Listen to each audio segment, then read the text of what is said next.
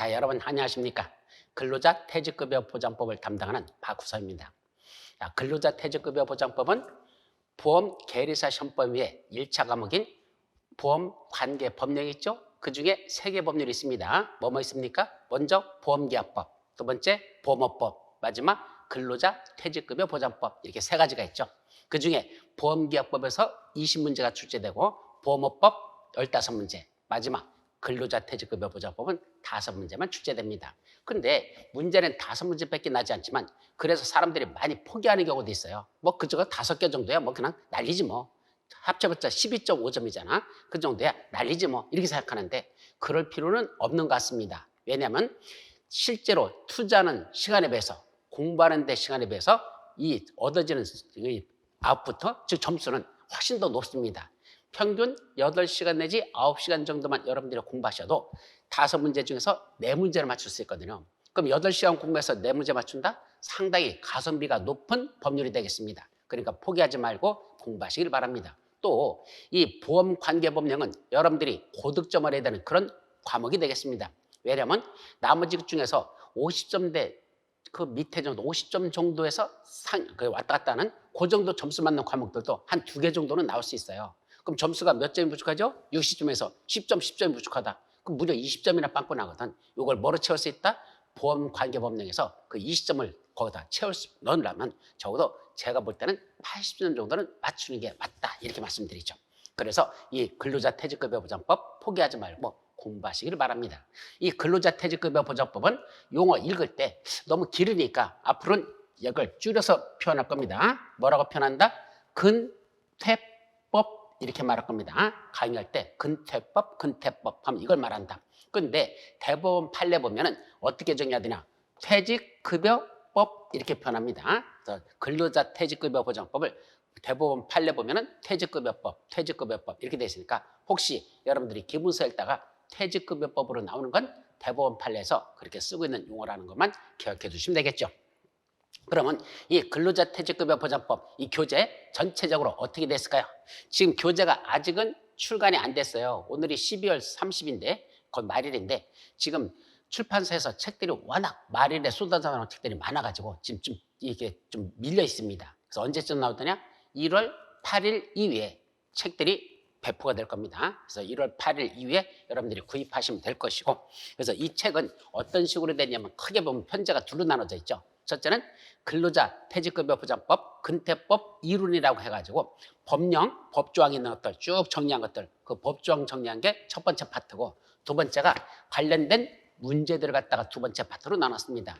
그럼 문제는 다시 3개로 나눠서 그동안 최근 10년 동안 출제된 우리 어떤 시험문제 출제했던 5문제씩 났으니까 10년이면 총 50문제죠? 그 50문제 먼저 서술해 놓고 그 다음에 공인노무사 시험에서 출제되는 문제, 거기는 공인노무사는 매년 한 문제가 근퇴법이 출제되는데 그 한 문제씩 해서 총 14년 동안, 그래서 14년 동안 하니까 그 14문제하고 마지막 예상 문제로서 59문제를 넣어놨습니다. 그 59문제, 여기는 예상 문제지만 난이도가 조금 높게 만들었어요. 가장 기본적인 것보다는 조금 문제를 어렵게 만들었죠. 왜냐하면 요새 출제되는 시험 문제 수준이 바로 지금 예상 문제 수준까지 이렇게 올라가 있습니다. 조금씩 어려워졌어요.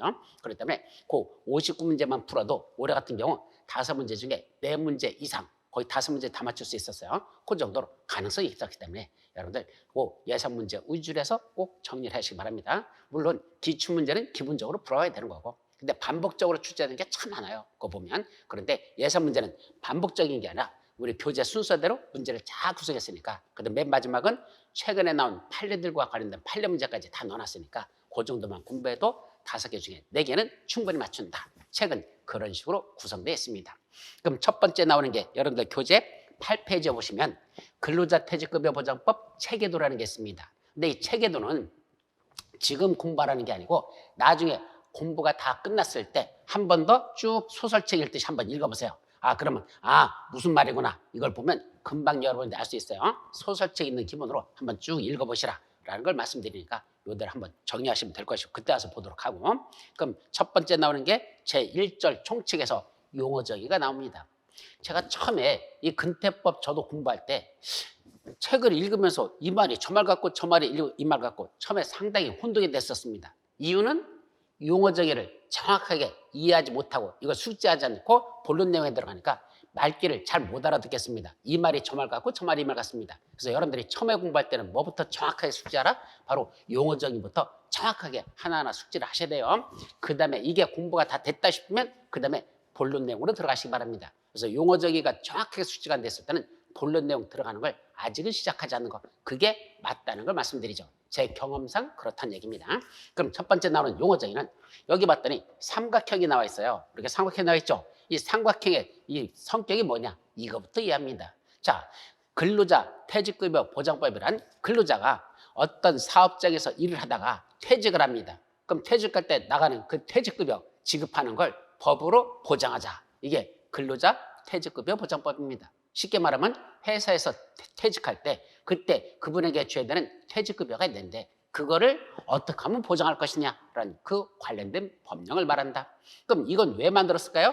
자, 옛날에는 사용자인, 이거 사용자가 회사야. 회사가 자기 직원이 근무를 하다가 퇴직하게 되면 그때 퇴직급이라는 걸 줘야 되잖아요. 근데 문제는 회사에 그런 퇴직금을 줄 돈이 적립된 게 없었습니다. 모아놓은 돈이 없다는 얘기입니다. 그럼 줄 수가 없잖아. 가진 자는 요새 회사 사정도 어려운데 퇴직한다고 그 목돈을 한꺼번에 준다는 게 어렵죠. 그럼 퇴직하는 사람이 퇴직급여를 못 받고 퇴사하는 경우도 수두룩합니다. 지금도 있지만 어쨌든 그걸 어떻게 하면 보장할 것이냐. 그래서 뭘 만들어놨다? 여기다 퇴직연금 사업자라는 자를 하나 더 만들어가지고 이 사장님이 지급해야 될 그 퇴직급여 그걸 일정한 금액을 초기부터 조금씩 적립을 했다는 얘기입니다. 그래서 사장님이 그 돈을 이 퇴직연금 사업자는 이 회사에다가 그 돈을 갖다 줍니다. 이게 부담금이라고 그래요. 그럼 사장님이 내는 부담금이 여기 계속 적립이 되겠죠? 그럼 적립된 그 돈을 나중에 이 가입자들이 퇴직할 때 그 퇴직하는 직원에게 여기서 주는 겁니다. 즉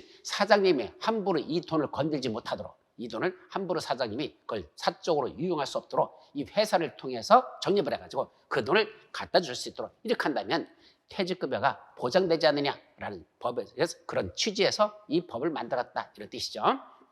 그럼 첫 번째 나오는 게 이 관련된 자들에 대한 용어들이 나와야 되겠죠. 그럼 누구부터 보자? 여기 근로자라는 개념이 있죠. 이 근로자가 무엇일까? 근로자란 직업의 종류와 관계없이 임금을 목적으로 사업이나 또는 사업장에 근로를 제공하는 자. 자, 첫째는 직업의 종류하고는 아무 관계없다. 어떤 직업에 있든지 핵심은 뭐다? 요거야. 임금을 목적으로, 즉 자기가 노동을 하면 그 근로의 대가로서 받는 돈이 있겠죠? 그게 임금입니다. 그 사용자로부터 받는 그 근로의 대가, 받는 임금을 목적으로 뭐 한단다? 사업이나 사업장 이런 말 썼죠. 여기 사업이나 사업장이라는 뜻은 쉽게 생각하면 그렇게 생각하면 돼요. 사업이라는 건 그냥 어떤 사업을 위해서 내가 근로를 제공한다. 이거는 눈에 보이지 않고 멀리 떨어져 있어도 관계없어요. 사업장은 그 회사에서 정해진 그 사무실에 가서 근무하는 거. 그 사무실은 사업장으로 보시면 되고 사업이란 꼭 사무실에 가지 않고도 내가 얼마든지 그 노동을 근로를 제공할 수 있겠죠? 그건 그냥 사업이라 하자. 그래서 사업이나 사업장을 우리 법에서는 합쳐서 그냥 그걸 사업이라고 표현해요. 합쳐서는 어쨌든 내가 근로를 제공하는 상대방이 있는 그런 회사 또는 장소 이걸 말하는데 거기에다가 뭔다? 근로를 제공하는 자, 이 자를 근로자라 한다. 그러면 대표이사는 근로자에 들어갈까? 안 들어갑니다. 왜냐하면 여러분들 교재 보시면 대표자는 그 실질적으로 회사 운영자잖아요. 그럼 회사 운영자니까 그 회사 운영자 밑에서 지휘 감독을 받고 근로를 제공하면 그게 근로자예요. 그래서 근로자는 자기가 사장님의 밑에서 근로 감독을 받으면서 일을 하고 있는 사람들, 이분들이 바로 근로자이기 때문에 사장님은 그 지휘 감독자에 있기 때문에 대표이사는 근로자에 속하지 않는다는 얘기입니다. 이것도 시험 문제 한번 났었고, 근데 또 하나 있어. 그럼 이사님들은 어떻게 될까? 대표이사, 사장 말고 그 밑에 있는 이사님들. 이사도 어떤 때는 근로자가 될 수 있고 어떤 때는 근로자가 안 되는 경우가 있습니다. 대법원 판례 보면 거기 판례 나와 있죠? 여러분들 책에 보시면 거기 뭐라 돼 있더냐? 거기 근로자 세 번째 줄 마지막 파트 보세요. 거기 뭐라 돼 있죠? 이사는 그 담당하고 있는 전체 사무의 실질이 사용자의 지휘, 감독 아래 일정한 근로를 제공하겠다라. 즉 이사가 사장님의 밑에서 실질적으로 그 사장님의 지휘 감독을 받으면서 단순히 근로만 제공하겠다. 그럼 그것도 근로자에 속합니다. 그 이사는. 그런데 그게 아니고 회사 운영하는데 직접 지가 관여해가지고 지가 거기서 같은 지휘 감독권을, 근로자들은 지휘 감독권을 지가 행사하고 있다면 이거는 단순한 그냥 밑에서 일하는 게 아니라 위에서 지배하는 성격을 가지면 그때부터는 그건 근로자로 보지 않는다. 따라서 이사는 근로자로 보는 경우도 있고 근로자로 보지 않는 경우도 있고 대표이사는 항상 이 근로자가 아니라는 거 그것만 기억해 두시면 됩니다. 자, 근데 근로자 말고 또 무슨 개념이 있다? 가입자라는 개념이 있어요. 여러분들 법조문 읽다 보면 근로자가 나오고 가입자가 나오고 왔다 갔다 하거든. 그걸 정확하게 숙지하지 못하면 또 헷갈리니까 잘 보세요. 가입자란 근로자 중에서 누구 중에서? 근로자들 중에서 뭐 하는 자? 퇴직연금 또는 퇴직연금제도 또는 중소기업 퇴직연금 기금제도. 요거는 다음 페이지에서 있어 퇴직연금제도가 뭐고 중소기업 퇴직연금 기금제도가 나오는데 그것도 보기로 하고 하여튼 그러한 제도에 뭐한 자? 가입했는 사람들. 쉽게 말하면 요쪽 퇴직연금 사업자가 운영되고 있는 그러한 제도에 이 근로자로서 거기 가입이 돼 있다. 그러면 그때는 가입했을 때는 근로자라고 부르지 않고 가입자로 한단다. 즉 연금을 받기 위한 또는 그런 제도에 가입이 되어 있는 사람들 이것만 근로자 중에서 특히 가입자라고 부른단다. 그래서 이렇게 개념이 갈라져요. 그래서 근로자는 하여튼 근로를 제공하면 다 근로자, 가입자는 그중에 연금제도 같은데 이미 가입이 되는 사람 이것만 가입자로 한다. 이렇게 정리하죠. 자, 우리가 근로라는 개념이 나오는데 근로를 제공하는 자, 근로 이거는 정신노동과 육체노동을 합한 의미로 보시면 됩니다. 우리 근로자 말고 노동자란 말을 쓰죠. 그럼 근로자하고 노동자는 어떻게 다를까? 사실은 별 차이는 없습니다. 그런데 이거 노동단체 같은 데서는 그걸 용어를 갖다 쓰는 걸 한쪽은 쓰려고 한쪽은 안 하고 하는 이런 좀 그런 거부 반응을 일으키는 경우가 있는데 그거 크게 우리는 따지지 말자. 그냥 근로자나 노동자나 우리가 흔히 노동자면 육체노동 쪽을 많이 생각하는데 그래서 근로자라는 개념도 쓰기도 하고 노동자 개념도 쓰는데 하여튼 같은 개념으로 보셔도 별 차이는 없습니다. 자, 두 번째로서는 이거 사용자라는 개념 우리가 말하죠. 아까 사장님, 회사, 사장님 이거 사용자라는 개념은 누굴 말한다? 첫째, 사업주가 누구죠? 바로 오너, 사업주 또는 사업 경영 담당자 다른 말로 대표이사나 또는 이사들 사업 경영을 담당하고 있는 사람들 이게 또 하나 또 있죠. 여기서 그 밖에 근로자에 관한 사항에 대해서 사업주를 위하여 행위하는 자 근로자들에 대해서 사업주를 위해서 가운데서 사실은 그 근로자한테 어떤 일정한 행위를 행하는 자들 이 사람들도 전부 다 사용자라는 개념으로 자 결국 사용자라는 개념을 한마디로 말하면 근로자를 고용하는 회사 또는 그 관련된 관련자들을 여기서는 사용자로 보자. 그래서 회사라든지 그와 관련된 사람들 이걸 사용자라는 개념으로 쓰자. 그럼 마지막 퇴직연금 사업자라는 건 뭐 하는 자일까? 퇴직연금 제도가 있는데 좀 이따 나와요. 그 퇴직연금 제도의 운용 관리 업무 및 이거 자산 관리 업무라는 이 두 가지 업무를 수행하기 위하여 고용노동부 장관에게 일단 등록을 한 그런 자를 퇴직연금 사업자로 한단다. 그럼 퇴직연금 사업자는 뭐 하는 거다? 아까 사용자만 부담금을 납부하는 건 아니에요. 어떨 때는 가입해 있는 가입자들 있죠. 가입자가 추가적으로 내가 나중에 퇴직급여를 더 많이 받으려고 추가적으로 지가 더 돈을 낼 수도 있어요. 그때 가입자가 내는 돈도 역시 부담금입니다. 그러면 사용자나 또는 가입자가 나중에 퇴직급여 받기 위한 그 돈을 갖다 내는데 그게 부담금인데 그 부담금이 들어와 있죠? 그게 쌓이면 그걸 적립금이 되는 겁니다. 그 쌓인 적립금 이걸 그냥 갖고 있는 게 아니죠.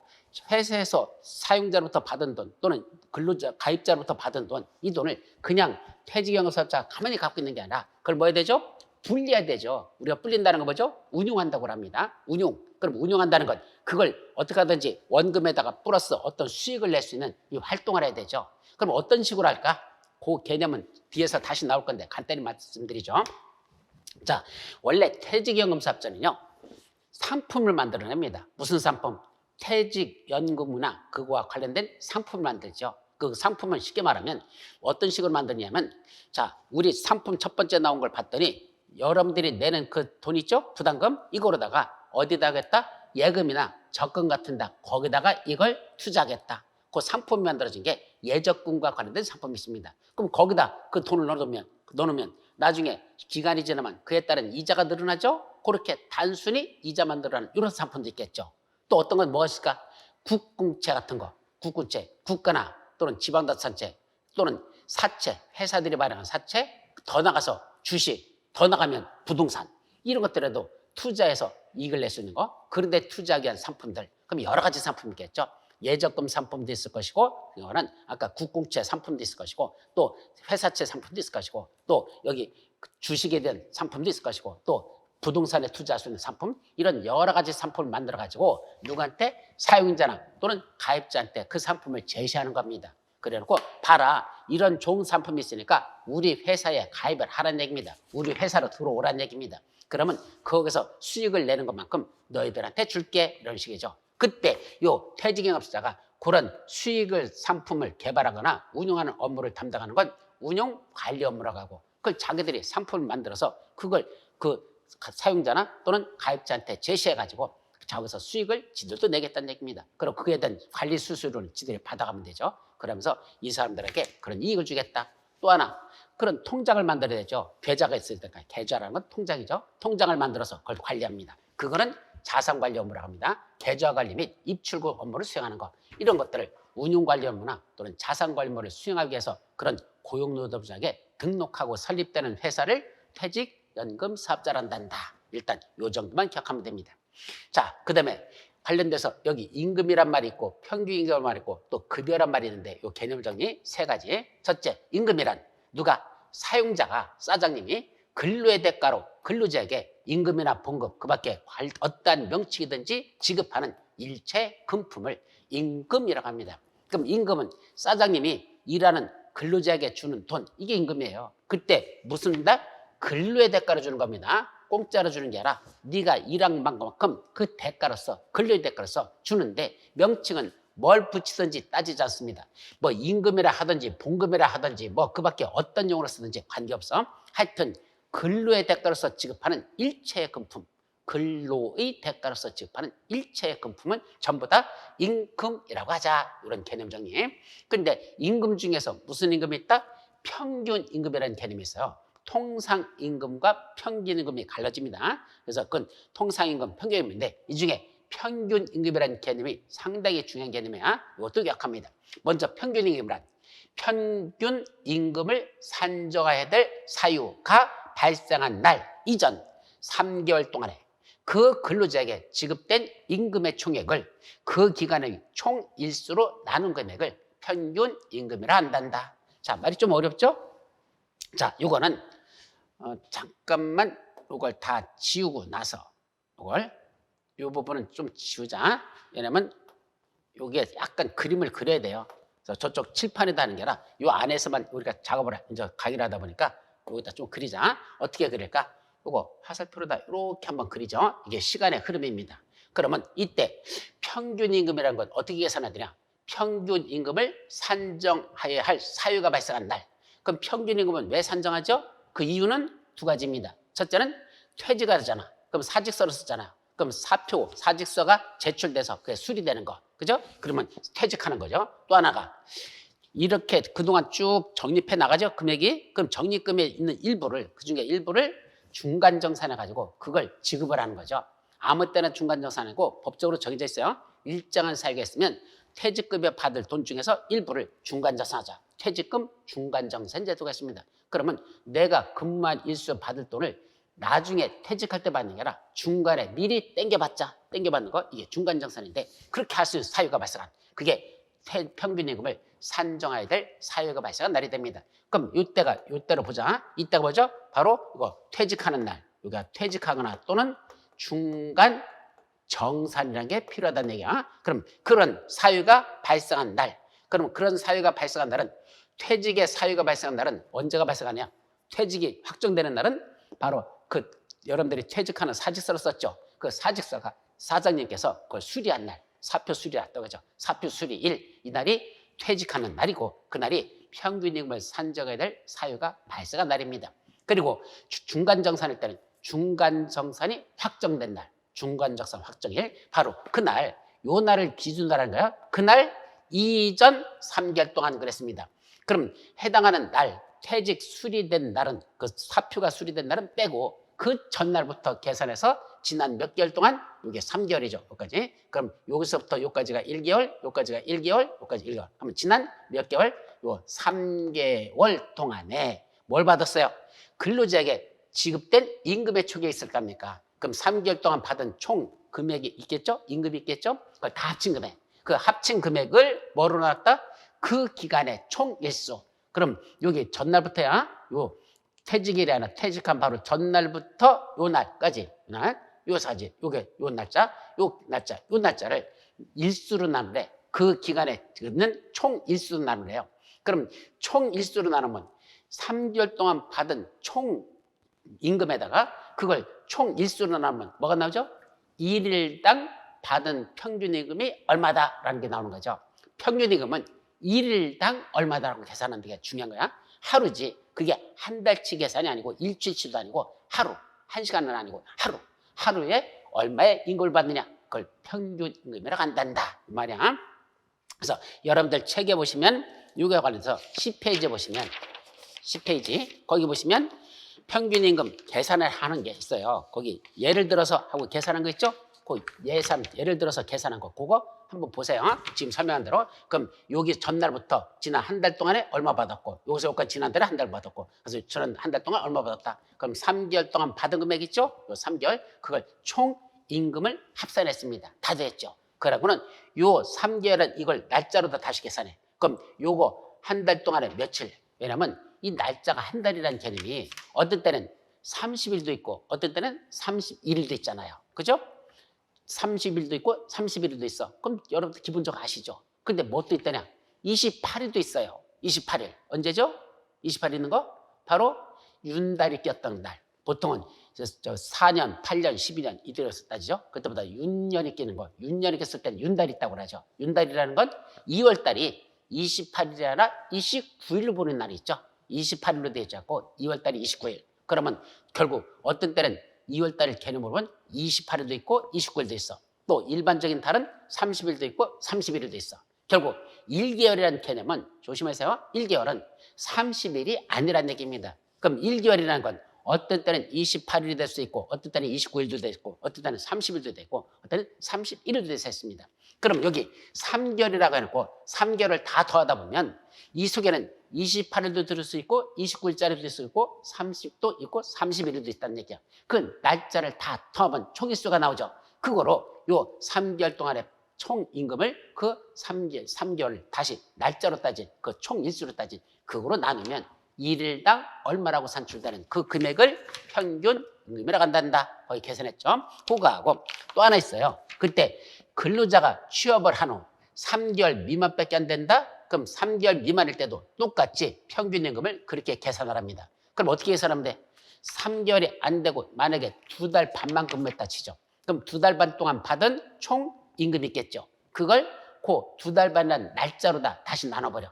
2달 반 동안 받은 총 임금에다가 그 날짜 2달 반이라는 날짜를 하루씩 계산하면 총 며칠 나오죠? 그거로 나눠버리면 1일 평균 임금이 그렇게 산출할 수도 있더라. 따라서 근로자가 취업한 후 3개월 미만일 때도 평균 임금을 산출할 수 있다 없다? 산출이 가능하다는 거, 그걸 준용한다는 거 이렇게 정리하죠. 그러면 여기서 급여라는 것도 뭘까? 우리가 흔히 임금을 받는다, 급여를 받는다, 우리는 그걸 다 혼용하고 있습니다. 우리 생활에서는 일상생활에서는 야 니들 임금 얼마 주니? 이렇게 말하고 너 급여 얼마 받니? 이렇게도 말하잖아. 근데 여기는 전혀 개념이 다르다는 걸 조심합니다. 근로자 퇴직급여 보장법에서는 임금과 급여를 구분하고 있다. 이것도 읽다 보면 임금이 급여 같고 급여가 임금 같고 이러면 다 헷갈려 버려요. 정확히 말하면 사용자가 근로자에게 지급하는 건 임금이라고 표현하고 여기 퇴직연금 사업자가 퇴직하는 그 근로자나 가입자에게 주는 건 급여라고 한단다. 정확히 말하면 사용자가 근로자에게 주는 건 임금, 퇴직연금 사업자가 가입자한테 주는 건 급여. 즉 퇴직할 때 주는 돈은 급여.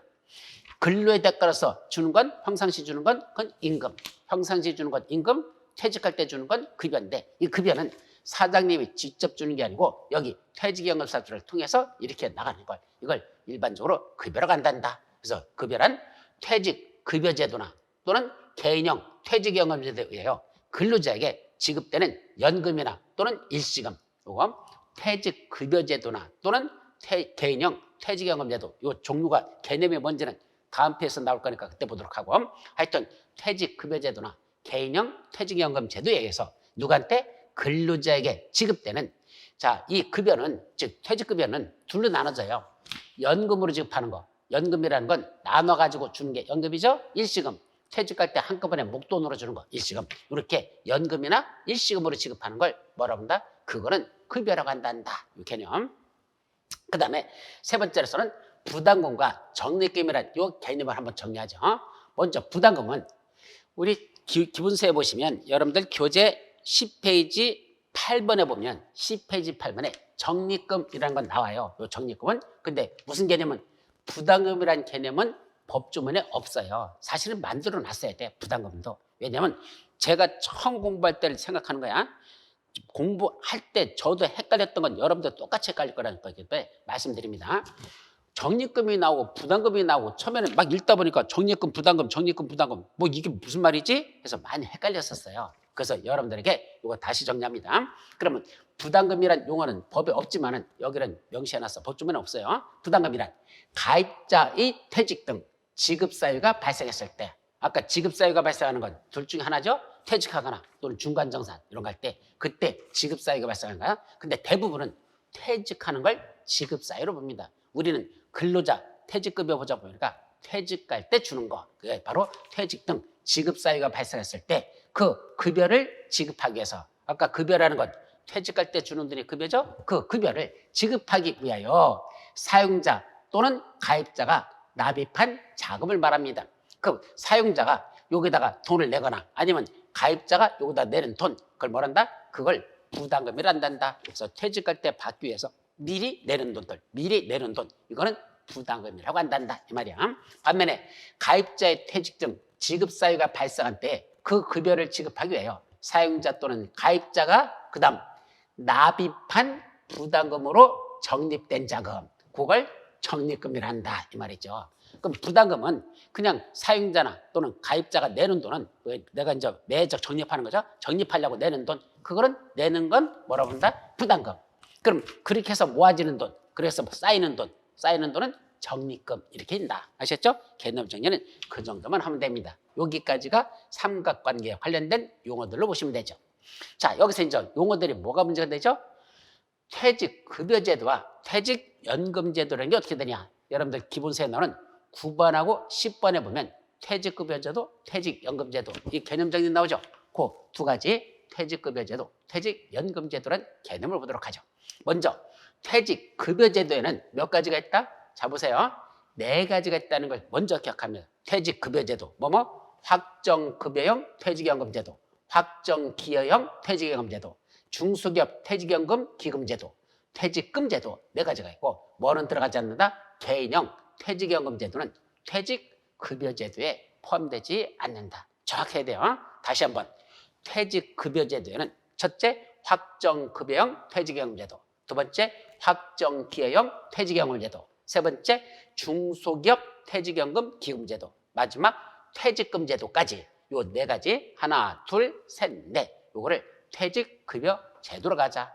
반면에 퇴직연금제도라는 건 아까 연금은 뭐랬죠? 장기적으로 나눠서 주는 것들 최소한 5년 이상으로 나눠주는 걸 원칙으로 해요. 그럼 5년 이상 이렇게 나눠주는 거 이걸 원칙으로 하는 이걸 연금이라고 부르고 퇴직할 때 한꺼번에 주는 건 일시금이라죠.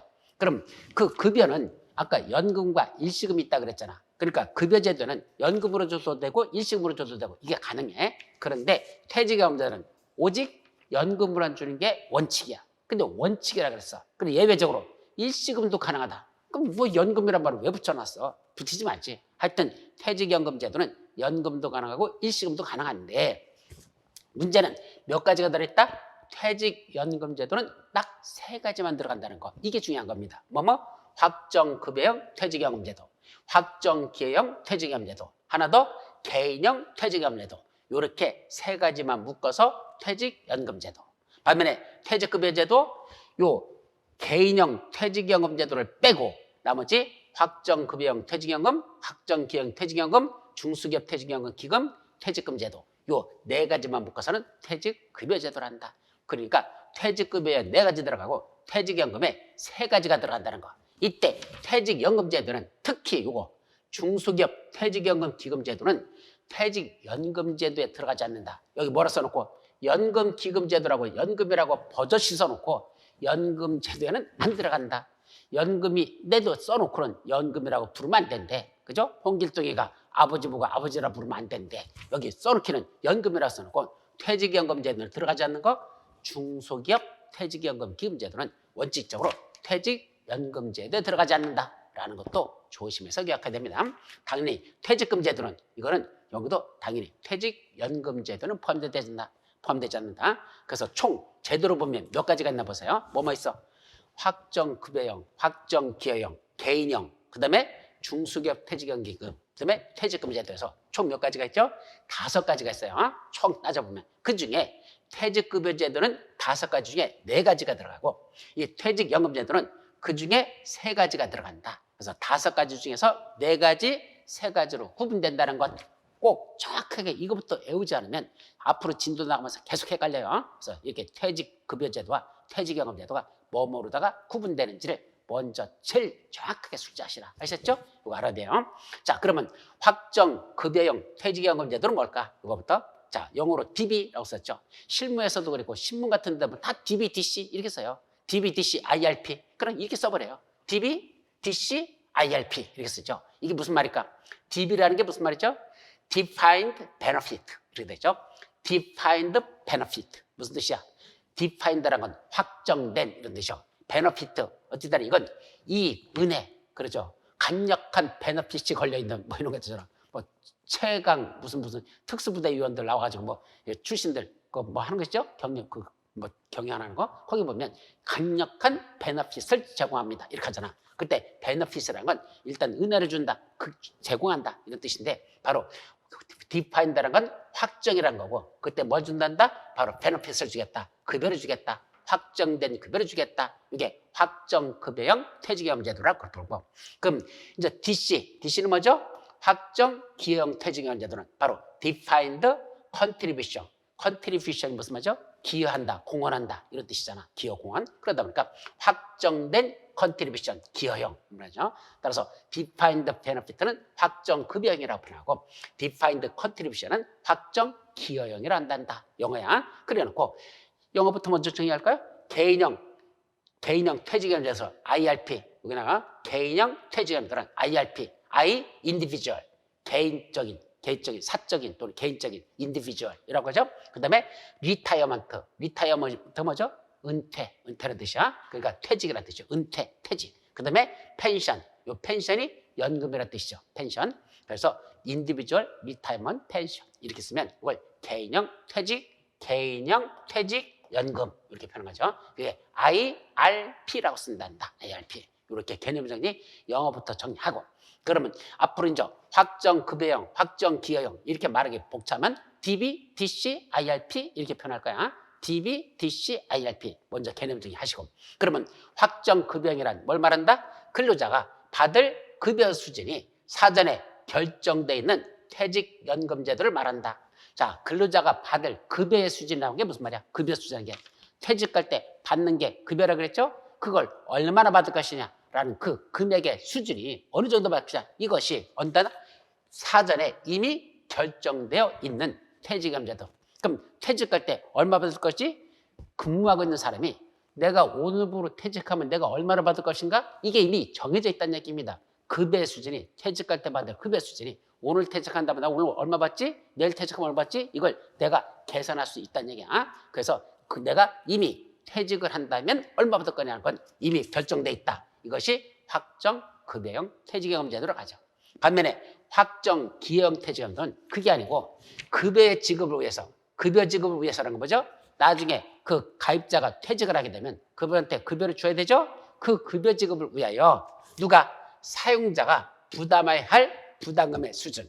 사장님이 돈을 지금 저 사람이 퇴직한다면 지금 얼마를 내가 넣어놔야 그 사람이 저 퇴직급여를 가져갈 수 있지? 라는 그 금액이 바로 사용자가 부담해야 될 부담금이죠. 그 수준이 얼마를 부담금을 내야 될지 사장님이 낼 부담금의 수준이 뭔다? 이미 사전에 결정되어 있는 퇴직연금제도.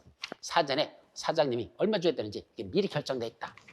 이런 걸 확정기여형 퇴직연금제도로 합니다. 지금 말이 조금 어려워요. 그건 뒷페이지에서 다시 설명할 테니까 이 두 가지를 정확하게 비교해야 되는데 그건 뒤에서 다시 설명한다. 일단 요까지만 기억하세요.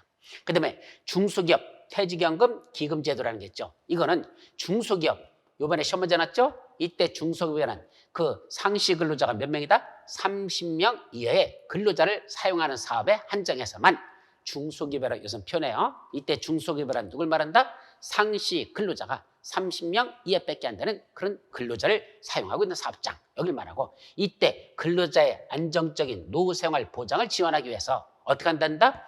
둘 이상의 중소기업 사용자 및 근로자가, 예, 둘 이상이라는 게 중요한 거야. 하나의 중소기업은 30명 이하밖에 안 되는 작은 사업장에서는요, 인원이 몇 명 안 되잖아. 그럼 그분들끼리 자금을 모아봤자 기금이 얼마 안 됩니다. 그죠? 아까 모아지는, 아까 그 적립금? 그 적립금 몇 푼 안 되잖아. 그거 갖고 어디다 투자자니 마땅하지가 않다는 얘기야. 액수가 너무 작아서. 그러면 뭐 하자? 둘 이상의 중소기업들이 모이면 그때 적립금 액수가 더 많아지겠죠? 총 모아지는 돈, 그 적립금이 많아지잖아. 그럼 그거 갖고 운용 수익을 올릴 수 있는 상품에 가입을 하자는 얘기입니다.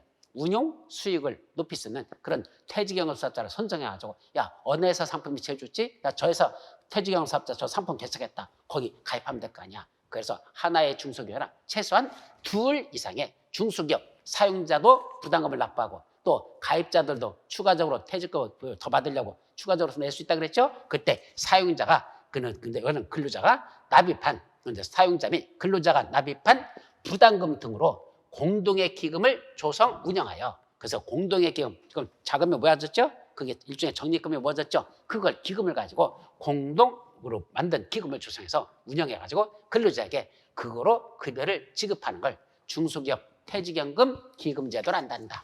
근데 말은 연금이라고 써놓고 이건 연금 퇴직연금 제도에 들어간다 안 들어간다? 안 들어간다 그랬잖아. 그래서 퇴직연금 해놓고 뒤에다 기금자를 더 써놨어. 그래서 그건 공동의 기금을 조성 운영한다 해서 이 기금이라는 말을 이거 들어요. 그래서 중소기업 퇴직연금 제도가 아니고 중소기업 퇴직연금 기금제도 이렇게 만들어놨습니다. 자, 조심하시고, 그 다음에 개인형 퇴직연금 제도란 가입자의 선택에 따라서 가입자가 납입한 일시금이나 또는 사용자 또는 가입자가 납입한 부담금을 적립 운용하기 위하여 설정한 퇴직연금 제도다. 그럼 이때 가입자 선택에 따라 가입자가 납입한 일시금, 예를 들면 퇴직급여를 받았어. 근데 이 돈 특별히 지금 어디다 쓸 게 없을 것 같아. 그럼 뭐하자? 이거 다시 또 오랫동안 또 가입하자. 그럼 그때는 개인형 퇴직연금 제도 여기에 가입을 합니다. 그때 목돈을 한꺼번에 내는 게 일시금이죠. 아니면 사용자, 이때 이 개인형 퇴직연금 제도는요, 기업형 IRP라는 게 있고 개인형 IRP로 또 나눠져요.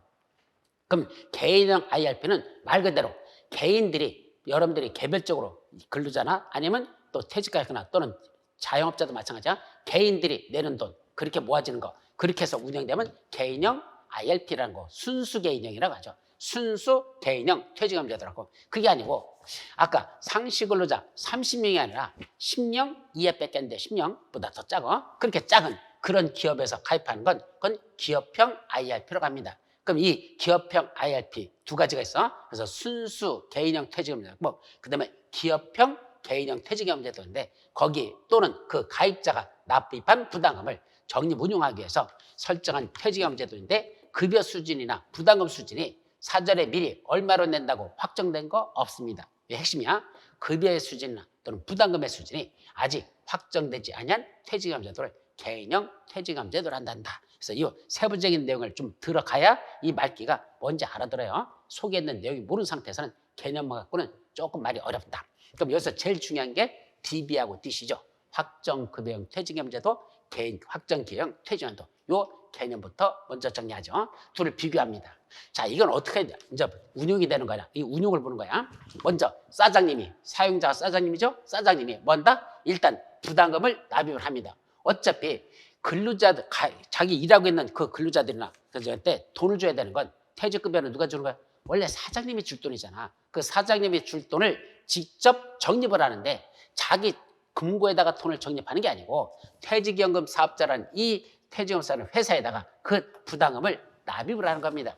요번에 내야 될 돈 얼마를 적립해야 되는지 그 적립할 돈 있죠? 그 부담금을 지금 누구한테 준다? 바로 퇴직연금 사업자에 거기다 납입을 합니다. 사장님이 그 돈을 준 거죠. 그럼 돈은 양쪽 마찬가지야. 확정급여형 퇴직연금 제도든 확정기형 퇴직연금은 일단은 부담금을 일단 납입을 합니다. 돈 내죠? 그럼 이 들어온 돈 갖고 운용을 누가 하느냐? 운용, 이 적립금 모아지는 돈, 부담금이 들어온 돈이 모여지면 적립금이라 그랬죠. 그 적립금 모아진 돈, 이게 적립금이야? 이렇게 적립금 들어온 돈. 이 적립금 누가 운용하냐에 따라 이게 달라집니다. 제일 중요한 건 확정 급여형 퇴직금 대해서는 그 적립금 운용하는 주체가 바로 사용자, 사장님이라는 거. 따라서 사장님이 퇴직형 사업자한테 그 부담금을 내고 그럼 거기 돈이 모아지죠? 그 적립금. 이거는 사장님이 자기가 운용하는 겁니다. 물론 지 맘대로 뺏을 수는 없어. 그러나 그 돈을 어디다 투자할 것이냐? 어떤 퇴직형 사업자한테 투자할 거냐? 그러니까 퇴직형 사업자 사전에 미리 정해야 돼요. 나는 니들 상품에 가입했다. 그럼 그 회사가 퇴직형 사업자야. 이 회사에다 나 가입하겠다. 그 상품에 난 가입한다. 그럼 그 회사가 퇴직형 사업자가 되는 거죠. 그걸 사장님이 선택합니다. 어떤 그 운용하는 어떤 상품에 가입할 건지도 사용자가 자기가 그것도 선택하고 그다음에 그 들어온 돈을 운용하는 것도 어느 상품에 투자해서 어떤 수익을 낼 거냐 어떤 수익을 낼 거냐 이것도 사장님 자기가 선택하라는 얘기입니다. 그래서 요 운용 주체는 사용자 사장님이라는 거. 반면에 여기 사용자가 퇴직연수에다 납입한 가입자한테 들어온 적립금 있죠? 이 적립금은 누가 운용한다? 이건 가입자가 운용하는 겁니다. 가장 큰 차이가 이거죠. 따라서 확정급여형 퇴직연수는 사용자가 부담한 그 적립금들이 모아지면 그건 사장님 자기가 운용하는 관리주체가 되는 것이고 반면에 이쪽에는 확정기형 퇴직연수는 사장님 지가 퇴직연수한테 돈을 부담금을 내가지고 적립된 적립금은 누가 운용한다? 바로 가입자인 여러분들 돈이라는 얘기죠. 그러니까 결국 여러분들한테 들어온 그 돈을 여러분들이 관리하라는 얘기입니다. 나눠진다. 그럼 여기서 핵심은 여기는 부담금 얼마를 내야 되냐? 이거는 정해져 있지 않습니다. 부담금은. 그럼 매년 내야 되는 돈이 있을 거 아니에요. 매년 이 내는 돈인데 이게 사전에 미리 정해지지 않습니다. 왜요? 사장님이 운용을 잘했어. 그래서 올해 수익이 운용 수익이 대박이 났어. 적립금을 운용해서 상품을 아까 퇴직형 사업자가 그 상품을 내놓는다 그랬죠? 그 상품 중에 골랐는데 이번에 대박을 터뜨리는 거 그 상품을 잡았어. 그래서 운용했더니 수익이 100%가 넘게 나버렸습니다. 그럼 적립금보다도 2배나 되는 운용 수익이 났단다. 대박 났죠? 그러면 다음 연도에 내야 될 부담금은 똑같은 금액을 내야 될까요? 전년도보다는 당연히 줄어들까요? 더 줄어들거나 어떤 때는 뭐 하는지 아십니까? 환급도 받을 수 있어. 돌려받을 수 있어. 왜? 적립금이 워낙 많아. 그러면 굳이 그렇게 적립 안 해도 돼. 이 사람들 퇴직급여 다 주고도 그래도 충분히 남을 수 있는 돈이 있어. 그러면 그때는 일부 부담금 납입했던 것 중에 일부 환급도 받을 수 있어. 그래서 매년 더 낼 수도 있고 덜 낼 수도 있고 환급도 받을 수 있는 거. 이게 바로 퇴직 확정급여형 퇴직금에서는 부담금 납입은 그 사장님이 지가 운용을 얼마나 잘했에 따라 운용 수익률에 따라서 이 부담금의 금액은 달라진다는 얘기입니다. 그러나 이때 마지막 가입자가 퇴직할 때 받는 급여 있죠? 이거는 확정돼 있어. 이미 얼마 될까? 바로 계속권리기간 1년에 대해서 31분 이상의 평균 임금을 지급하는 요 금액은 이미 확정된 상태. 요거를 뭐라 부른다? 확정급여형 퇴직연금 제도로 합니다. 그러면 이때 운용수익이 엄청나게 나가지고 돈이 빵빵하게 들어있다는 얘기야. 그러면 아무리 운용수익이 많이 난다고 해서 그 퇴직하는 근로자, 가입자한테 돈 더 많이 줄까? 그렇지 않습니다. 이미 얼마 줄 건지는 확정이 됐다는 얘기죠. 얼마 준단다? 바로 계속근로기간. 계속근로기간은 건 단절되지 않고 퇴사 같은 걸 하고 이게 새로 들어오거나 이런 게 아니고 계속 근무를 쭉 했다는 얘기야. 그 계속근로기간이 몇 년? 1년에 대해서 얼마를 준다? 31분 이상의 평균 임금을 지급하랍니다. 그럼 평균 임금을 계산했더니 1일당 7만 원 하고 나왔다. 평균 임금은 하루치로 나온다 그래서 1일치로. 그럼 1일 해서 평균 임금이 약 7만 원을 가정하죠. 그럼 7만 원, 그 다음에 31분 이상을 지급하라 했어. 그럼 최소한 그 7만 원에다가 평균임에다가 30일을 곱하라는 얘기입니다. 최소한 30일치 곱해. 그럼 31분 이상이니까 뭐 41분도 줄 수 있고 45일분 줘도 돼. 그건 사장님이 나중에 그 자기들 규약에서 정하면 돼요. 정하면 되는 거고. 어쨌든 최소한 31분이 아니고 31분 이상의 평균임금. 그럼 평균임금 7만 원 곱하기 이건 이제 예를 들은 거야. 평균임금이 7만 원을 가정했을 때 7만 원 곱하기 31분 이상이니까 31분 줘도 좋고 45일분 줘도 좋다는 얘기야. 그럼 이렇게 해서 그 금액을 곱해. 거기다 다시 뭘 곱한다?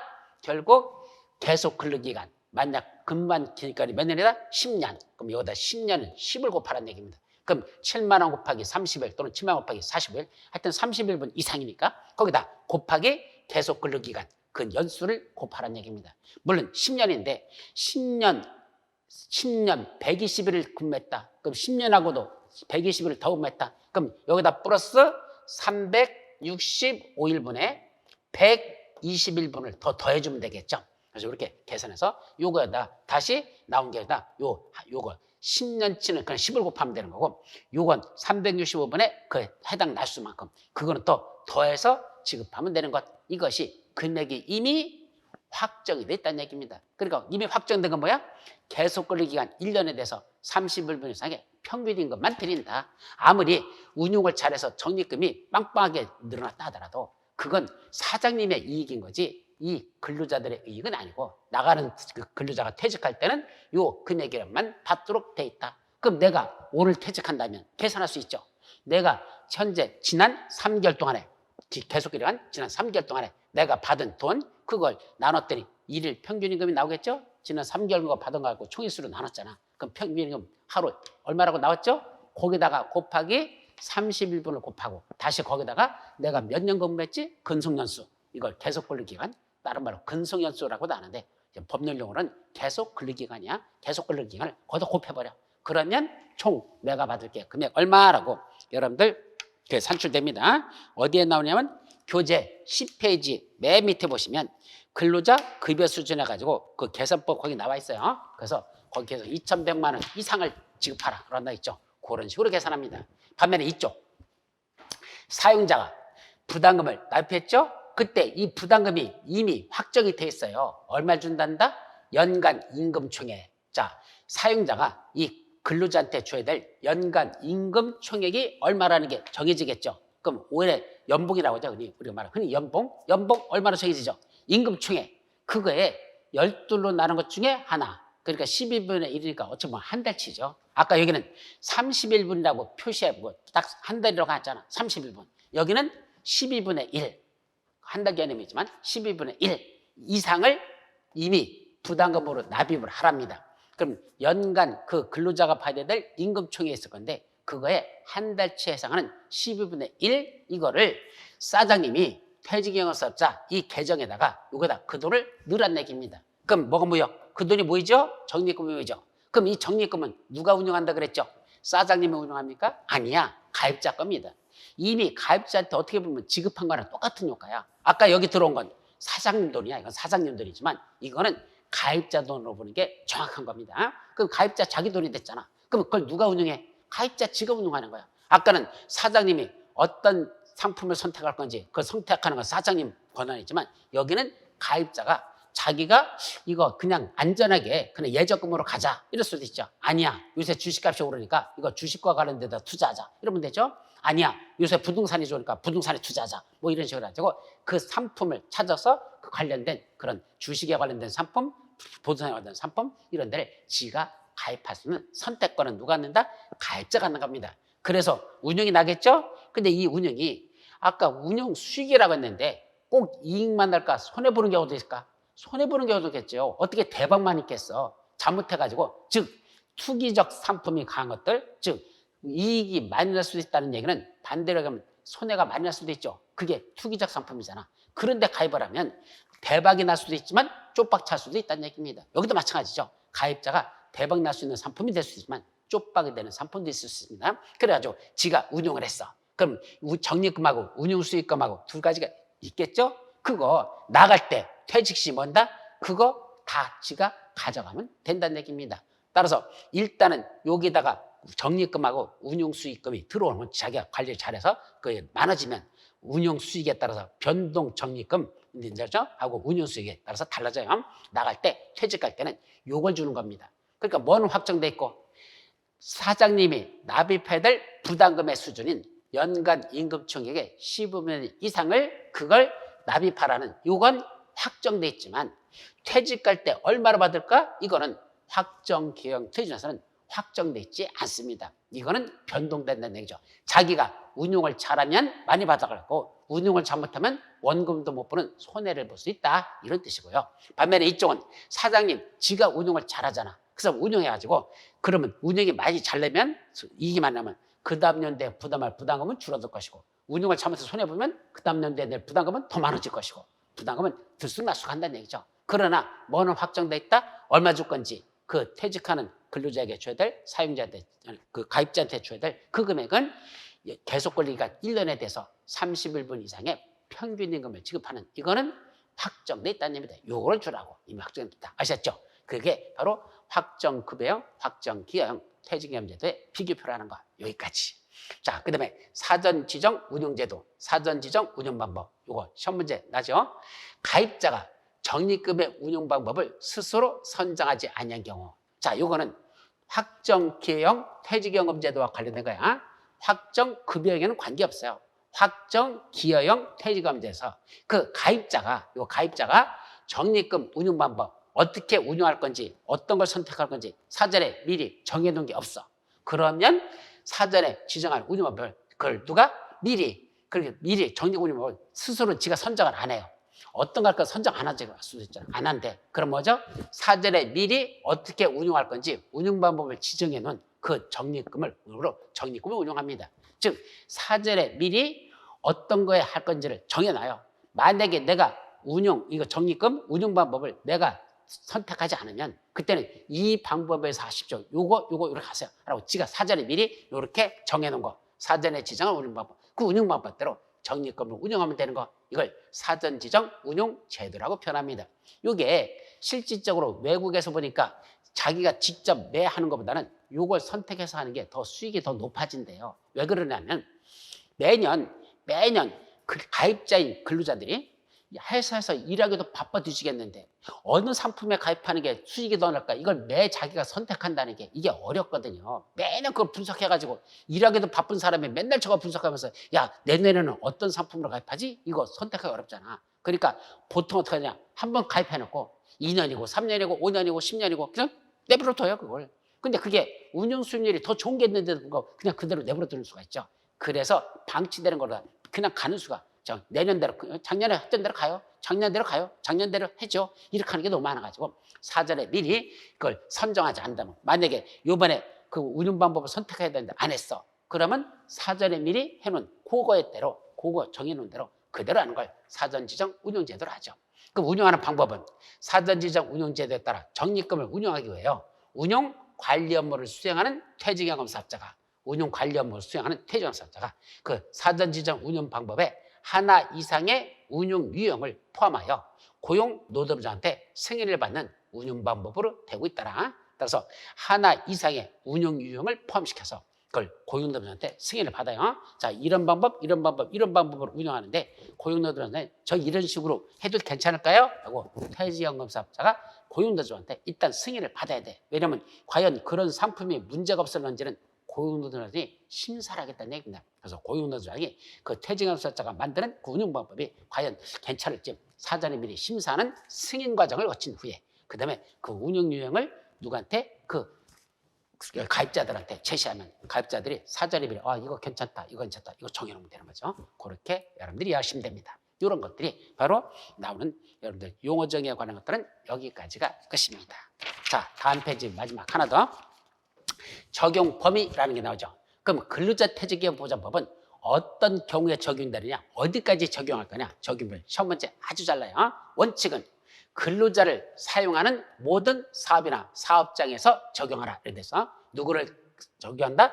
근로자를 사용하는 모든 사업이나 사업장. 그래서 사업이나 사업장을 합쳐서 그냥 사업이라고 표현한다. 사업이라고 불러요. 그래서 근로자를 사용하는 모든 사업에서는 다 이 근로자 퇴직급여보장법을 적용하라. 이렇게 해놓고 뭐가 있다? 예외. 이게 시험 문제죠. 제외되는 게 있습니다. 어떤 건 근로자 퇴직급여에 적용되지 않는다? 두 가지. 첫째, 동거하는 친족만을 사용하는 사업하고 가구 내 고용활동에는 근로자 퇴직급여보장법 적용하지 않습니다. 즉 퇴직급여 이체도 여기 적용되지 않는 것 두 가지. 동거하는 친족만을 사용하는 사업이나 또는 가구 내 고용활동. 이때 친족의 범위는 어디까지가? 동거하는 친족이란 원래 8촌 이내의 혈족 또는 4촌 이내의 인척, 그 다음에 배우자, 이걸 친족이라고 합니다. 그럼 이런 8촌 이내의 혈족, 4촌 이내의 인척, 배우자 이런 범위 내에 있는 친족만을 사용한다. 다른 사람들은 없어. 그 사람들만 사용하는 그런 그러면 쉽게 말하면 가족 운영하는 사업장, 가족이 운영하는 사업장 그 속에서는 퇴직급여 보장법 적용하지 않는다. 또 하나 가구 내 고용활동. 이때 가구 내 고용활동이라는 건 가정 내에서 이루어지는 청소나 세탁, 주방일과 가구 구성안의 보호, 양육 등 애들 케어해 주는 거 이런 가정생활의 유지 및 관리에 필요한 업무를 수행하는 한마디로 파출부 또는 가사도우미 이런 분들의 고용활동 이런 파출부나 가사도우미한테는 퇴직급여 보장법을 적용하지 않는다는 얘기입니다. 그런데 좀 달라지는 게 앞으로 생길 거야. 가사도우미 있죠. 파출부나 가사도우미 이분들도 근로자로서의 지위를 취득할 수 있는 여지가 이제 법적으로 생기고 있어요. 그럼 이분들도 근로자로서의 지위가 인정이 된다면 그때는 당연히 근로자 퇴직급여 보장법이 적용되겠죠. 그러나 아직은 가구 내 고용활동이라고 이렇게 만들었고 이런 파출부나 가사도우미는 원칙적으로 그냥 원칙을 할게요. 원칙적으로 이런 근로자 퇴직급여 보장을 적용하지 않는다. 아셨죠? 이것도 시험 문제 잘 나요. 그래서 가족끼리 하는 사업들 여기 지금 부부가 같이 일하고 계시죠? 얼굴 보니까 서로 행복한 것 같아. 같이 일하면서 자 이런 거 또는 가사도우미들 또는 파출부 이런 분들에 대해서는 뭐가 없다? 퇴직급여 주는 거 없다. 사장님이 남편이 마누라 보고 퇴직급여 주겠다. 물론 마누라가 달라고 합니다. 달라고 하는데 농담을 삼아하는 거죠. 가족끼리는 그런 거 없다. 아셨죠? 이런 가사도우미 파출부도 적용되지 않는다는 것. 여기까지가 용어와 관련된 핵심들이 되겠습니다. 아셨죠? 이걸 먼저 정확하게 숙지를 하셔야 그다음부터 나가는 퇴직급여 제도의 설정부터는 정확하게 이해할 수 있으니까 이거 한번 정확하게 먼저 숙지해 주시기 바랍니다. 자, 1강 여기서 마치도록 하죠. 여러분 수고하셨습니다.